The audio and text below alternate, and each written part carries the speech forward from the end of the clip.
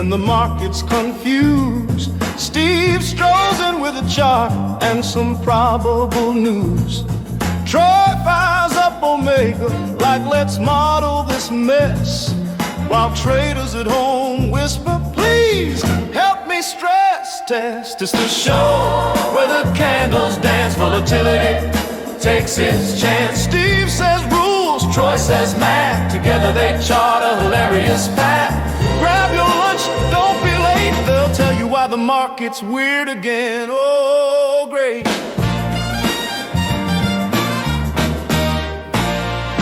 They're calling out levels, volatility rebels, equity drama, and index devils.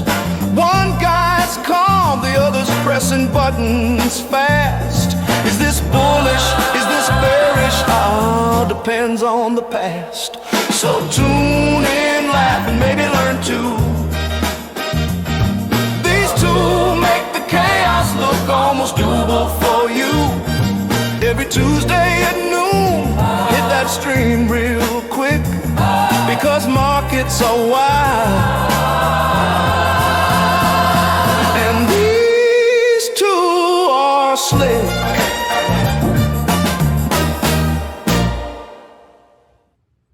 Merry Christmas, Happy New Year. Steve, how the heck are you? Merry freaking Christmas, Troy. Did you get everything you wanted? Man, I depend on those socks coming in. Post 30, I needed those socks to come in, and they came in. I got the sweaters. Are you more of a colored sock guy or a white tube?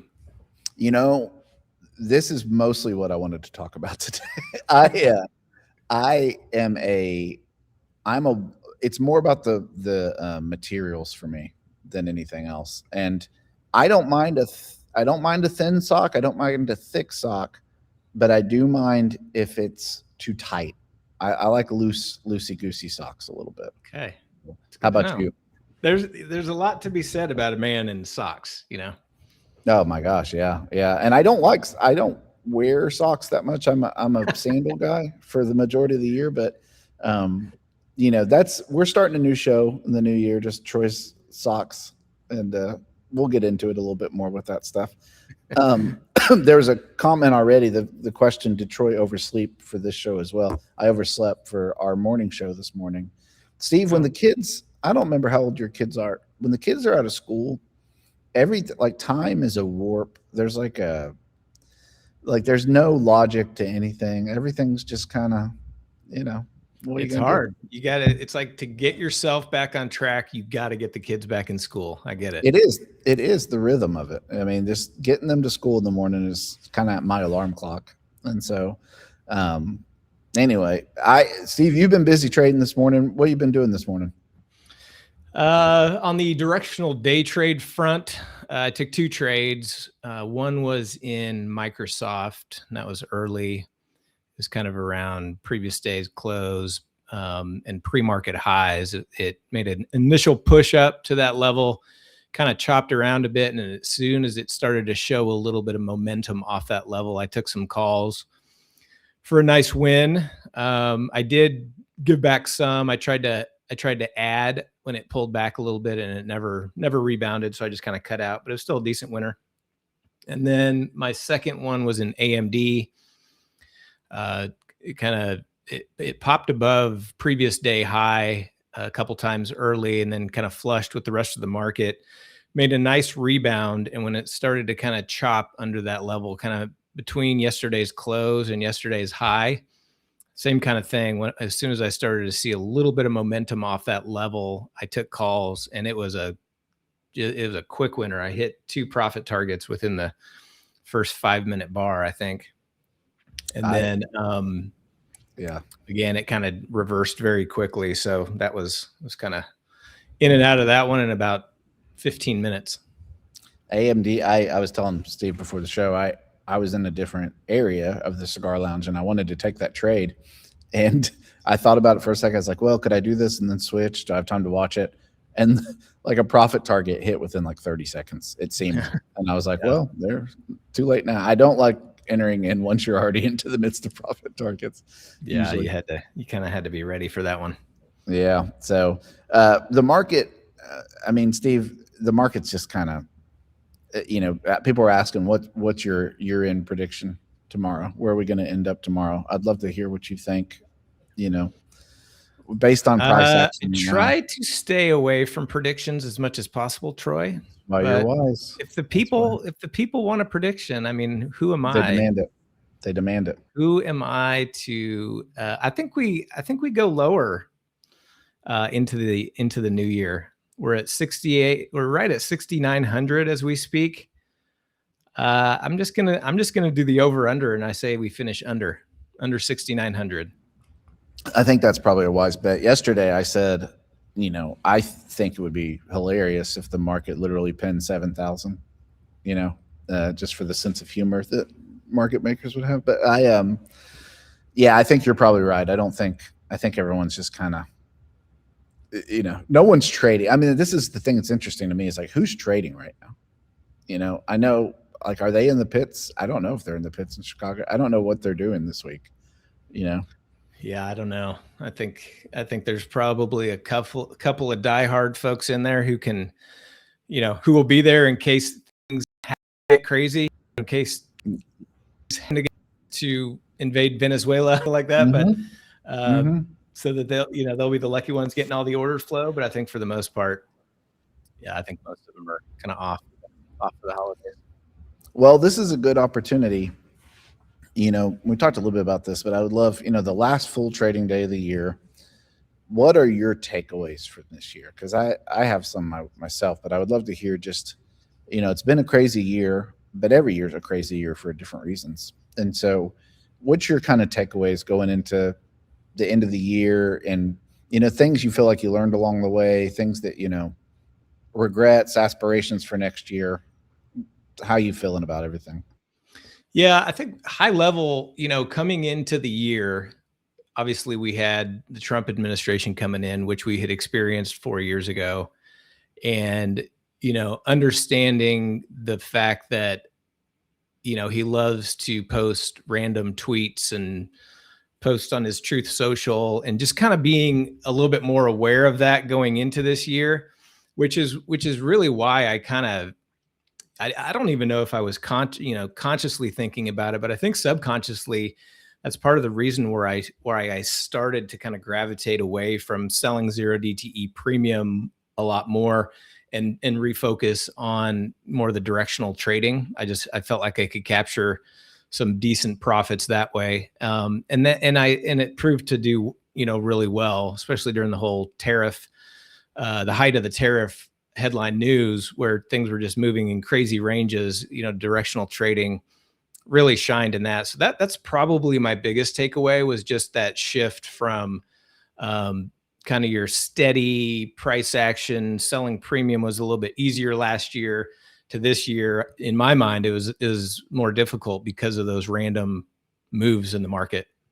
Yeah, for sure. And I mean, I have to imagine that influenced a little bit of the idea of, day trading, picking some stocks, getting in and getting out, being a little bit more nimble, as you've talked about.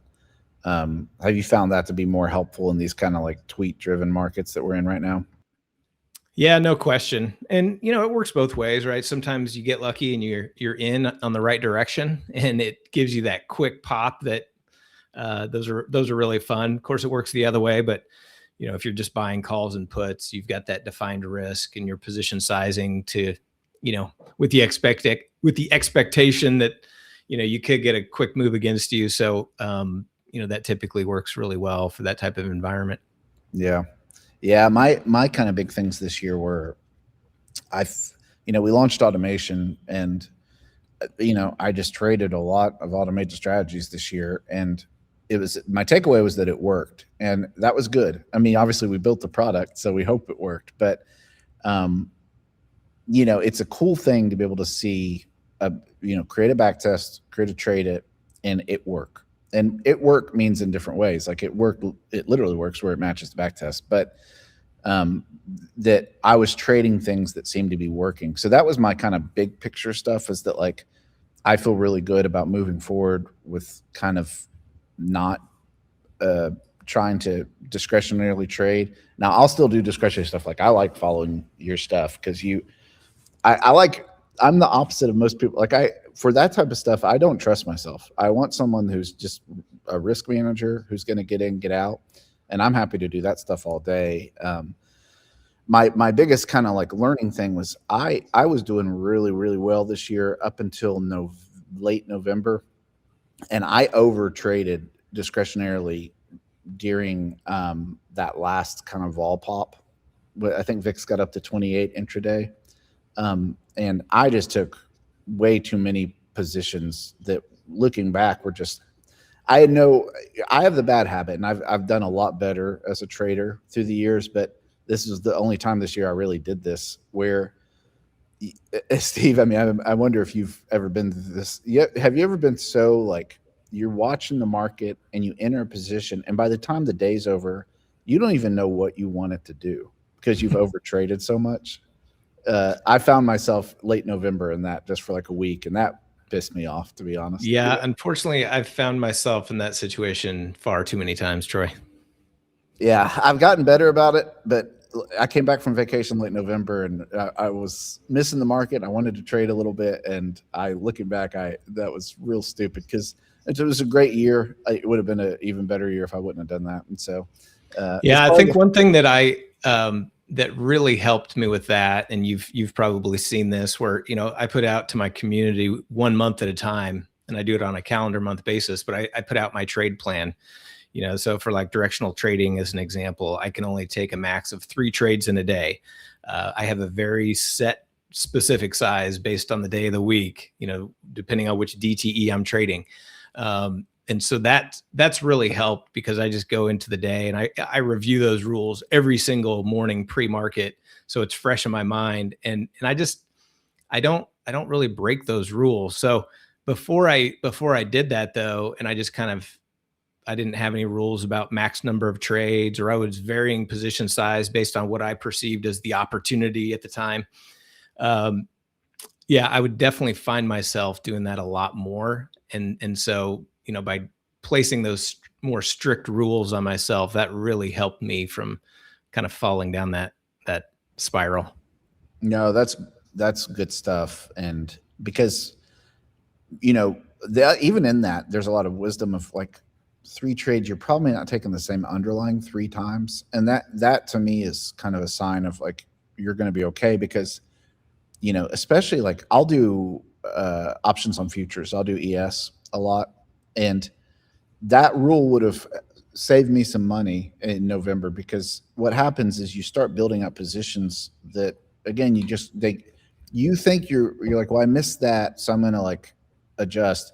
But if you missed something, by its very nature, what it shows you from a day trading perspective is you're not reading it right, and it's certainly not doing what you want it to do. So just move on to a different underlying, and if you do it after 3 times, like, yeah, it's not working today. Just cut it off, So I post all my trades weekly, monthly, all the results and all that stuff. But like, what are you focused on? Are you doing mostly double calendars? Like, what's your primary focus, and kind of what's been your best performing for the year? This year was double calendars and did quite well with those. I have some long straddles as well and some stuff that it's the only secret stuff. I usually just show everybody what I'm doing, but the straddles are a little bit more. I don't want anybody else to know what I'm doing with that, but that's worked well. How far out are you going with those? Are those short term or more longer? It's a weekend play that you enter into day Friday and your exit Monday morning. So you're not going for max, you're just trying to just get a little bit from the river every day, But the thing my takeaway from next year is I want to get back into selling some premium. I've never been good at selling premium. You're a master at it. You are so unemotional with selling premium that I find it encouraging. So I want to get into more selling premium next year, at least mix some of that in. I think November, December would have been a lot better. The DCs worked really well. They were in a drawdown for sure in December. And I think if I would have mixed in some premium selling in that, I would have it just would have made it a better overall portfolio. And so, your stuff, you're putting on Elmos all day, you're putting on Condors, and there's just a part of me that just wants to do some of that stuff. And it's not in my nature. It's a weird, but it works. And I want to integrate more of that next year into the stuff that I'm doing, especially with automation. Like, my thing with that stuff is I just don't want to think about it, Steve. Like, I don't want to look at a Condor. Condors make me so nervous just for some reason. And so I just don't want to look at it. And I think with automation, it gives you the ability to kind of like put it on and just trust the process of it.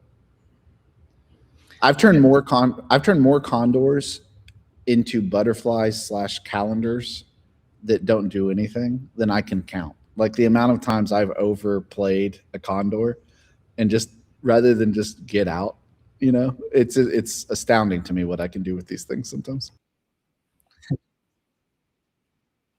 So yeah, that's what I'm looking for more this year. I also am interested in just. Yeah, I think, I do some of the discretionary stuff, like you mentioned, where I'm just. I was going to say, I do some, obviously what I call price action iron condors, where I'm just putting them on, based on, where I perceive some tight price range to be, and stuff like that. And like I said, that's something I've really reduced, but I want to do more of next year. But really, my best performing, just kind of zero DTE premium selling, has been what I call our British iron condors, where I'm managing the put and the call side differently. And that's my most automated system. That's my most automated strategy. And, it's just sending in tranches all day long on based on time of day. And then I'm sometimes, adding a couple tranches here or there. I've also got my stop on the shorts only. So I'm managing the longs if I get stopped out on one side, if there's a big move. But that's been really good. And that, I think the thing that helped me with that is that I set up a completely different account. So for that, I have an interactive brokers account. I use TAT, and I would call it 80 to 90% automated. I'll still watch it and, like I said, tweak little things in here, add tranches, or, sell the longs if I get stopped out, but otherwise it's pretty automated. And so that's kind of forced me to, because it's separate, because that's what it's set up for. That's the only thing I trade in that account. It's helped me kind of not tinker with it as much. Yeah. No, tinker and don't work. That's the thing. I'm pretty damn good at like high vol. Those are like my times, but honestly, like Liberation Day, Dan and I were laughing about that. I mean, I didn't sleep for like a week because I would trade overnight, and because some of those moves were happening overnight, and I'm good at that. But man, you can waste so much money trying to trade overnight. It's on any given day, Sounds like, so on Sunday night, this past Sunday, silver has been on this run, and it opened up at 5 p.m. on Sunday evening, my time, and it shot up another 6% right out of the gate. And I'm like, okay, this thing's in play. So I was sitting there watching the Bears 49ers game, scalping silver. Oh man, dude, it's my favorite. I love it. I was at a friend's house. I was told someone I was at a friend's house Sunday night, and husband and wife, sweet couple, and we were sitting there talking, and the husband was helping with the kids or something. And I told him, like, I get so excited on futures night when something happens. It's on Sunday nights. I just started talking to her about silver, and she could care. The amount of care she could have is zero. And it didn't bother me one bit. I was like, yeah, it's actually 6%. It doesn't seem like a lot. That's a parabolic move. She was like, okay, all right. I will say this. I want to talk about, you had mentioned the wheel, and I want to talk about that in a minute. But one thing I'll say about silver, I just did something that I don't do quite often, where I kind of did I just bought some. I have an old account, a 401k, and I haven't rolled it. And I decided I'm going to just keep this thing, and I'm going to play more speculative stuff. Like, I don't really care it's not a big deal. And so I went to silver miners, and which is super volatile, but they haven't performed. I mean, they're up big this year, but they haven't performed as well as silver, on any given day. And so I bought some silver miners, and then I sold calls because they're juiced with the IV right now. So I bought shares for cheap and then sold some like 2-year out calls against it. And those are fun, but it's, again, I had to shut it down because I'm like, I did it and now I'm done, and now I just leave it, because you can just overtrade all day on that stuff. But yeah, for sure. Anyway, so Steve, I want to talk about the wheel. You had mentioned this on the Christmas show. Thanks again for coming on the Christmas show, by the way. It was you were one of what turned out to be 85 guests. So how's things? Wow. It was a lot of guests. But talk more about the wheel, because it's something that people ask us all the time. Obviously, we don't have stock in the back tester, but I have a graphic here. Do you want me to share the graphic now, or you want to talk about it? Yeah, sure. Go ahead. Okay. Yeah. So what are we looking at, and what is the wheel strategy? Yeah. So the wheel, I mean, it's, I don't know, it's probably one of the more popular, or, a lot of people who get into options trading. I've heard a lot of people who start with the wheel. And here's how it all came about for me was, I mean, I've traded it in the past, years ago, but it's to me, it was just kind of, it's kind of boring. But I have this, I had a solo 401k. I was contributing to it on a Roth basis. And then, so I was like, you know what? Instead of just, buying stocks, maybe I can roll that into a Roth IRA and do another strategy for the community. So we're sitting there on a Power Hour live stream, and I start asking folks what they would want to see. And I brought up the wheel, and the amount of interest.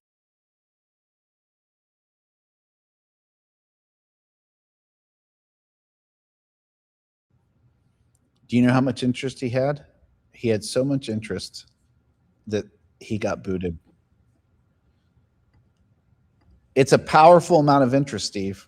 A powerful amount, so powerful that you were booted from the platform. Go. I'm back. Yeah, there you go. I'm back. You're back. Yeah. So I was kind of gauging interest on different things that folks in my community might want to see. And there's a lot of interest towards the wheel, which I was kind of surprised at, because I didn't think there would really be much of any. And so I was like, okay, well, I'll create a wheel portfolio. And so these are the parameters that I came up with. There's a lot of different ways, a lot of different strikes you can choose further out of the money. Some people even do in the money options, different durations. Some people do it on a weekly basis, monthly, but these are the parameters that I decided to use. And part of the reason I decided to use these is I wanted this to be a very low maintenance type portfolio. With everything else that I've got going, I didn't need another thing that I was super actively managing. And so these are the parameters I use. So at the top of the wheel, you've got essentially selling cash secured puts. I'm going to be using between 25 and 35 delta, and using a duration between 30 and 60 DTE. If the put, I don't have that on the graphic, but it's down below. But if the put gets to 50 or 60% of credit received, I'll just close it and I'll start over, as opposed to holding it the entire duration. But if the stock does get put to me, so if it goes down and is in the money at expiration and I get put the stock, then the next step would be just to hold the stock and start selling calls against that. Same parameters, 25 to 35 delta on the calls, similar to the puts, and 30 to 60 days out. And then if the stock gets called away from me, so if those calls expire in the money or get assigned being in the money, I would have the stock called away, and then I would start back ops. This it's a Roth account. I'll be cash secured. I'm not using any leverage or margin or anything like that. And the way that I've decided to structure it is I would do 6 positions at a time. So I've decided I'll do 3 stocks and 3 ETFs. And the stocks and ETFs, they're going to be selected from a watch list of actively traded tickers priced under $150. And the reason is because using 15% per position, the account value is right at 100,000. So $15 per position. So I've got to use stock for $150 or less. Buy 100 shares. That's obviously $15,000 of capital of buying power used. And so even if I'm selling puts, I want that to be cash secured. So if I do get assigned that stock, it's going to stay within that $15,000 position size. And then, so that's pretty much it. I mean, that's kind of the gist of the program. I just got the account rolled over to Schwab, and I've entered 3 positions so far. So my positions, I am going to buy the underlying stock and sell calls just to start the wheel. And then on the other 4 positions, I'm just going to start with selling secured puts. So so far I have 3 positions. One is I bought shares in Bitcoin, which is the ETF IBIT. So that's one where I bought the underlying and I sold calls against it. The other one that I sold cash secured puts in was Robinhood. And then the third one, I did this one today on a stock. I did Rivian, RIVN. I sold puts on Rivian. So I've got 3 positions in the wheel so far. And like I said, the idea is to build out 6 positions, and I'm not going to stick with the same 6 by any means. It'll just be kind of whatever I like.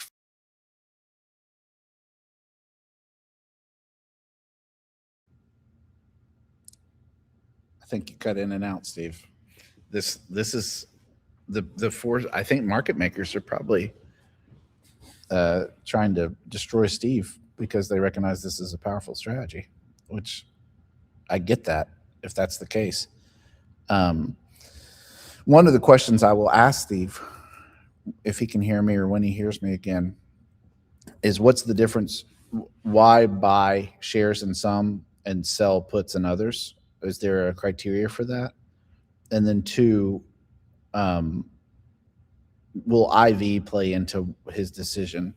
So chat, if you have any questions about the wheel that you've always wanted to ask, that I will fake answer until Steve is able to join again and real answer, I'm happy to do that. I'm happy to give you wrong answers only. And I love wrong answers. You guys know that for years. As you know, this morning I told you that Micron was a Bitcoin play run by Michael Salyers, and to which the chat correctly said, you might be the dumbest human being of all time. And so it is what it is. But I'm interested now because I just did this silver miners thing, and I'm wishing I maybe would have sold puts versus just bought the shares. I wish I had heard of them before. But, you know, it is what it is. Does he have a return? Do he have a minimum return on margin in mind? That's a great question, Stephen. Keep putting it in there. I'm going to get Steve on real quick. You guys keep asking and talk amongst yourselves. Listen, this is the week. Steve, the market makers are trying. They know what a powerful strategy this is, and they're trying to destroy you. I'm not sure what's going on. Everything else is working fine on my end. So I don't know if it's a restream issue or my issue, or is it Cigar Lounge issue? I don't think. I take responsibility for it, and so it'll be my fault, but that's okay. A couple questions, Steve. Do you have? I don't know where I was when I checked out, so feel free to jump in wherever. No, you're fine. Do you have a minimum return on margin in mind for this type of thing? I do. I did create a little spreadsheet that kind of does a calculator that show kind of the projected return on capital and things like that I'll be sharing with folks. But I haven't decided on like a minimum amount. You know, I'm picking tickers that have good juice in the premiums. So my idea on the 3 stocks that I plan on using are Rivian, Hood, and NBIS, Nebius Group. And they all 3 have, decent premiums to work with. And then on the ETF side, I'm going to use IBIT, UNG, the natural gas ETF, and then SLV. Obviously it's got some juiced premiums right now. So I'm really just looking at, ones that have decent premiums. I'm not trying to predict direction, necessarily. Obviously the wheel benefits from kind of sideways to bullish action. But I'm just really looking at more of just what kind of premiums I'm getting. And then I'll probably over time kind of get a little bit more mechanical about, I want a very specific, projected return on capital based on the premium I'm getting and things like that. But right now I'm just kind of looking for quote unquote juicy premiums. No, that makes sense. And my questions were, and you probably answered this already, but again, I'm in no man's land as far as kids being home and not thinking straight. So how do you differentiate? Like, what are your decision for selling a put versus buying the shares? Is it based on IV, if it's juiced or not? Yeah, no criteria really at all. I just wanted Okay. I know a lot of folks who do the wheel already have a stock portfolio. So I just figured I'm going to take 2 of the underlying tickers, 1 ETF and 1 stock, and I'm just going to start with buying the stock and selling the calls against it. And then the other ones I'll start with puts. So no rhyme or reason around that. I think for the most part, I'll be selling puts on the majority to start. But I just wanted to start with a couple that I bought the underlying stock and sold the calls against. No specific reason. That makes sense. Yeah. So I bought like I said, in this one old 401k, I bought SILJ, which is the silver miners ETF, and the junior miners. And I'm thinking now, like, I just bought the shares and then sold the calls, that I wonder if the juiced IV, if I should have done the puts. My thought at the time was like, I mean, if you're going up 5, 6, 7% a day, I want to catch some of that just with shares rather than just get the puts. Mm-hmm. But I don't know. It's kind of a, lose half and a dozen or whatever they call it. Yeah, exactly. You never know ahead of time, but yeah, that's why I'm just kind of mixing it up personally. Yeah, that makes sense. Another question.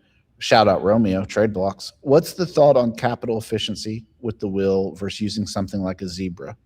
Now, you might know what a Zebra is. I'm a dummy and I have no idea what a Zebra is. So, yeah, I just really, if I was using a margin account and I was maybe getting a little bit more aggressive, part of it is, like I said before, like part of this is just in this portfolio, I was simply just buying stocks. Yeah.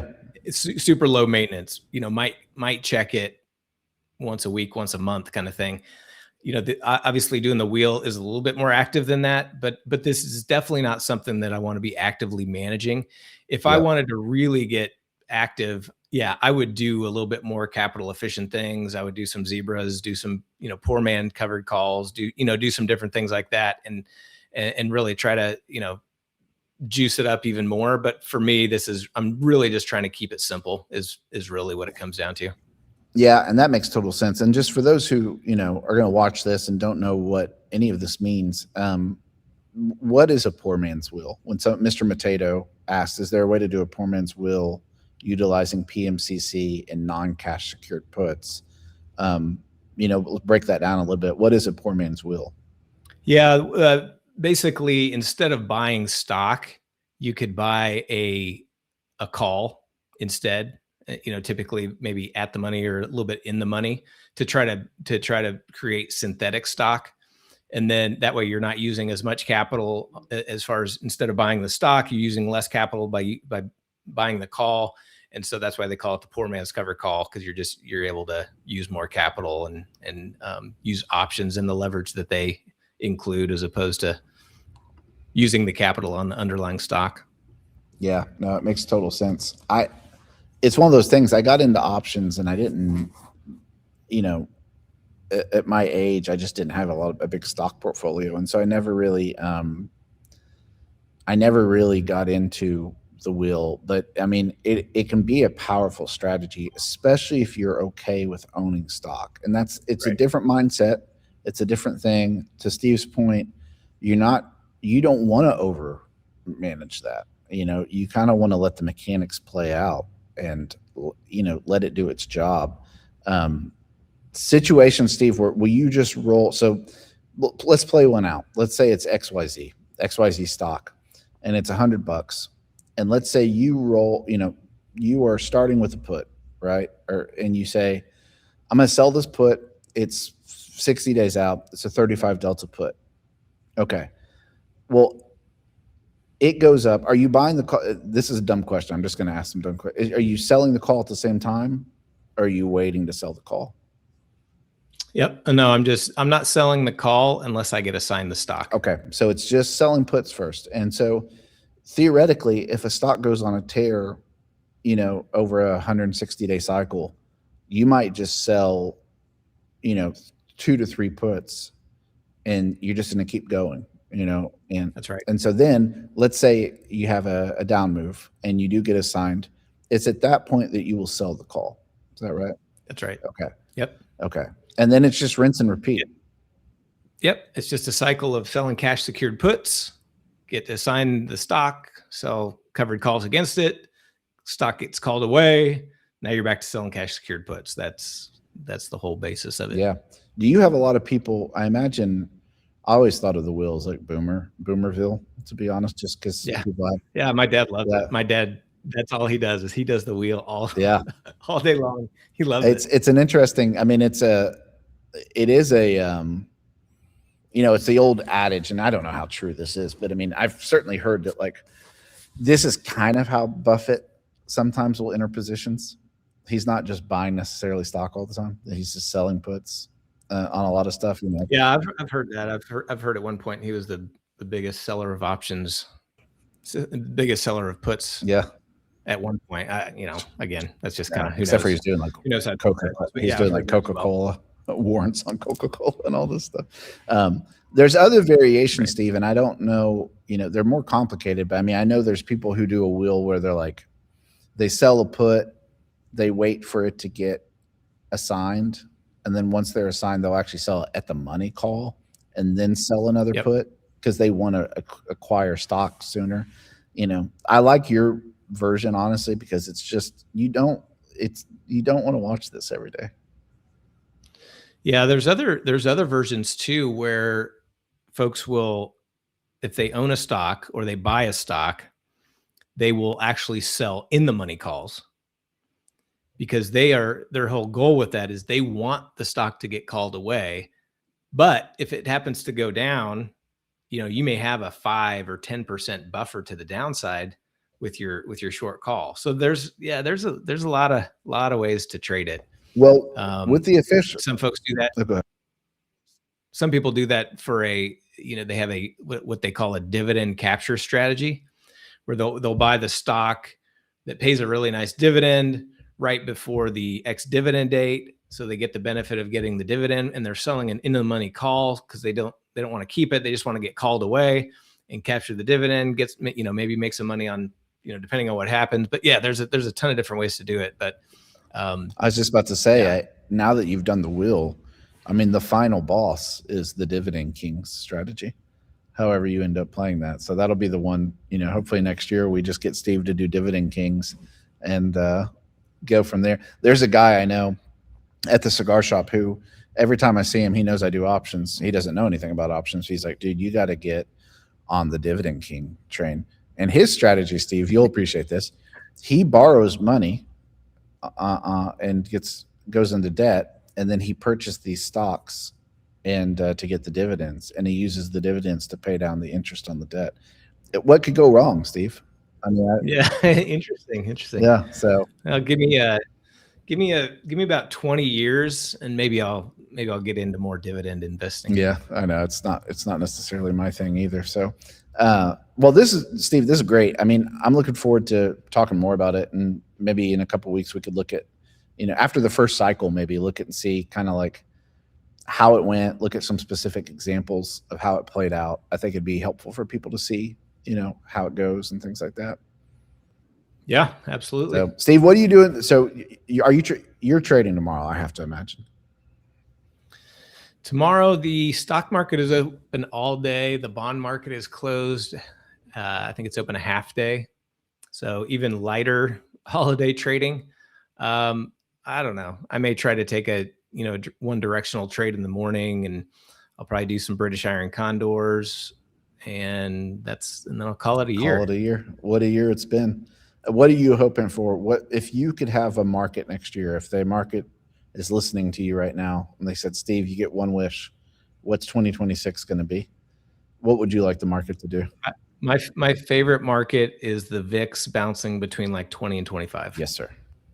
If we could just keep the VIX between 20 and 25 at all times, I'd be a happy man. Yes, sir. Yes. Well, with that, we will go out on hopes and wishes. So we will see you guys in the new year. Thanks for joining us, and I'm excited to see where it goes. There's so much stuff that you do on any given week, and you're always trying new things. And so I love it, and I'm excited to see how it plays out in the new year. Love it. Right. Yeah, this will be fun. I will.